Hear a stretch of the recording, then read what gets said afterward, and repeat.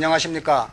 오늘은 IBN 뉴스 특집 대담으로 지난 14일 인천에서는 최초로 내년 지방선거에서 야권연합을 제안한 문병호 변호사를 초청하여 야권연합 제안에 대한 전반적인 내용을 듣도록 하겠습니다.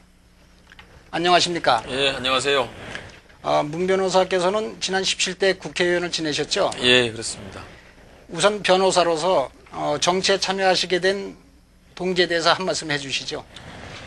예, 제가 변호사를 한 15년 하고 이제 정치에 입문해서 국회의원 4년 하고 다시 변호사로 돌아왔습니다. 변호사가 하는 일은 주로 어떤 사건이 났을 때 사후 처리에 대해서는 변호사의 역할이 큽니다. 그런데 문제는 사전 예방을 하는 역할이 좀 부족합니다. 정치를 하면은 사전에 예방할 수 있는 활동을 할 수 있다. 그리고 특히 이제 좀 힘을 가지고 국가 예산을 가지고 어려운 분들을 위해서 봉사할 수 있는 더 큰 무대가 정치이기 때문에 정치에 참여하게 됐습니다. 아, 그러십니까? 예. 문 변호사께서는 지난 14일 인천시청에서 기자회견을 하셨는데 예. 야권연합 3대 원칙을 제안하셨습니다. 예. 그에 대한 설명을 좀 해주시죠. 예, 뭐 가장 쉬운 설명은 내년 지방선거에서 반드시 한나라당을 꺾어야겠다. 그것이 가장 큰 이유입니다. 우리 시민들 여러분들께서 지난 이명박 대통령 취임 후에 1년 8개월을 어떻게 평가하는지는 뭐 궁금합니다만은 제가 볼 때는 우리 시민들, 국민들이 모두가 불만족스럽고 답답한 느낌을 갖고 있다고 생각을 합니다. 보수 정권에게 정권을 주었는데 그동안 한 일을 보면은 뭐 강부자 내각, 고소영 내각 하듯이 부자 또 권력을 가진 자 극히 소수만을 위한 정치를 해왔다 그렇게 생각이 됩니다. 그래서 다음 총선 또 대선에서 다시 한번 우리 민주개혁 세력이 우리 시민과 국민들에게 봉사할 수 있는 그런 시간을 가져야겠다 생각을 했습니다. 그런데 문제는 내년 지방선거가 전초전으로서 다음 대선, 총선의 토대를 만들 수 있는 중요한 기회입니다. 그래서 내년 지방선거를 반드시 야권 단일 또 민주개혁 세력이 승리해야 되겠다. 그렇게 해서 다음 대선 총선에 초석을 깔고 다음 총선 대선에서 승리해서 다시 한번 우리가 진짜 그 서민과 중산층에게 봉사할 수 있는 그런 기회를 갖기를 희망하는 뜻에서 민주세력 대연합론을 제가 주장하게 된 것입니다. 그럼 3대 원칙이라고 하셨는데요. 네네. 그 3대 원칙은 어떠한 항목입니까? 우선 제일 중요한 것이 지금 야권 단일화 또 민주 세력 대연합에 대해서는 대체로 공감하고 있습니다. 그런데 문제는 다들 자기가 스스로 책임지고 주도할 생각은 갖고 있지 않는 것 같습니다. 그래서 제가 먼저 좀 문제 제기를 했고요. 그 내용 중에 중요한 것이 그런 야권 세력 또 민주개혁 세력이 협의체 기구를 만들어야 한다. 그래서 뒤에서만 할 게 아니고 공론화를 해가지고 시민들, 국민들이 보는 앞에서 당당하게 후보 단일화 또는 민주 대연합의 내용을 만들어가야 한다 생각을 하고 있습니다.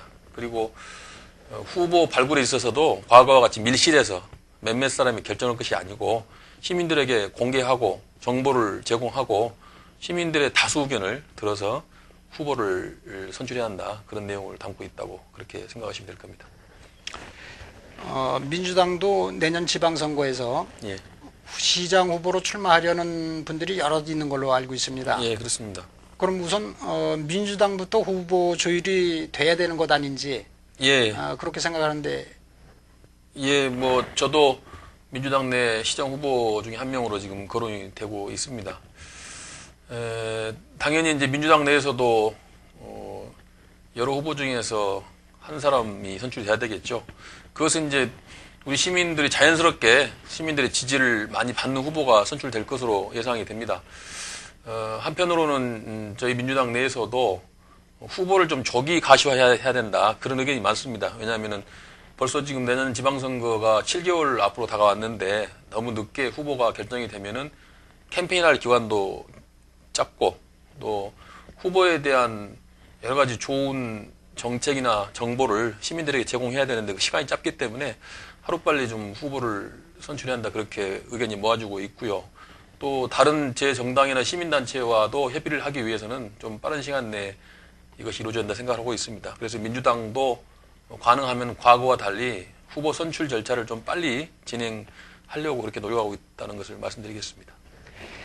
그리고 지금 민주당 인천시당의 정책위원장을 맡고 계시죠? 예. 네, 그럼 어떤 그 다음 지방선거를 겨냥해서 예. 어떤 뭐 정책 개발이라든가 뭐 이런 안이 있으시면 하나 소개해 예. 주시죠. 지금 뭐 저희가 많이 개발을 하고 있습니다. 지금 저희가 정책위원회가 작년 8월부터 지금 44차 오늘 아침까지도 정책위원회 회의를 열고 오늘 이 자리에 왔습니다.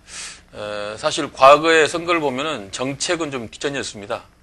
정말 정책을 통해서 표를 얻으려는 노력보다는 뭐 어떤 지역 감정, 또 어떤 스타 정치인, 또 중앙의 어떤 거물 정치 이런 것들을 통해서 표를 얻으려고 그러는데 이제는 이제 그런 시대는 지났고 이제 그야말로 우리 시민들이 호주머니에 얼마나 더 많은 혜택을 채워줄 수 있느냐 이런 정책을 가지고 승부를 해야 한다고 봅니다. 그래서 저희 민주당에서는 그동안에 44차의 정책위원회 토론을 통해서 인천시 각종 이슈에 대해서 많은 준비를 해왔습니다. 예를 들어서 아침에는 이제 문화정책에 대해서 토론을 했고요. 또 무료 급식 문제, 또 노인 틀니 문제, 예를 들어서 또 교통체계는 어떻게 바꿀 것인가.